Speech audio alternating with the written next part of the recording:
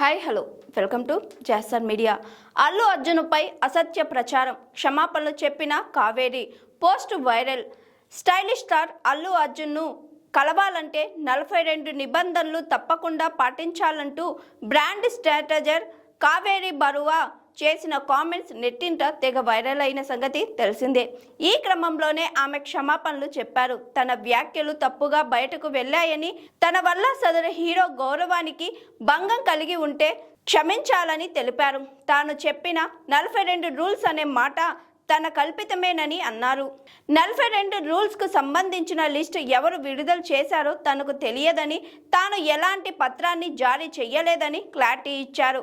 బన్నీ గురించి తాను చేసిన ఆరోపణలో ఎలాంటి నిజం లేదని పేర్కొంది. తన వ్యాఖ్యలు అవాస్తవమని ఎవరు తీసుకోవద్దని అన్నారు. అల్లు అర్జున్ గురించి అలాంటి కామెంట్స్ చేసినందుకు తాను చింతిస్తున్నానని, తన వ్యాఖ్యల పట్ల ఆయన ప్రతిష్టకు భంగం కలిగినందుకు హృదయపూర్వకంగా క్షమాపణలు చెబుతున్నానని తెలిపారు. తనకు బన్నీపై ఎంతో గౌరవం ఉందని అన్నారు. ప్రస్తుతం కావేరి బరువా చేసిన పోస్ట్ నెట్టింట వైరల్ అవుతుంది. అసలు విషయానికి వస్తే, ఇటీవల ఓ ఇంటర్వ్యూలో ఆమె మాట్లాడుతూ నటీనటుల విషయంలో ఒక్కొక్కరికి ఒక విధమైన వ్యక్తిత్వం ఉంటుందని, బన్నీతో తాను మరో రకమైన అనుభవం ఎదుర్కొన్నానని అన్నారు.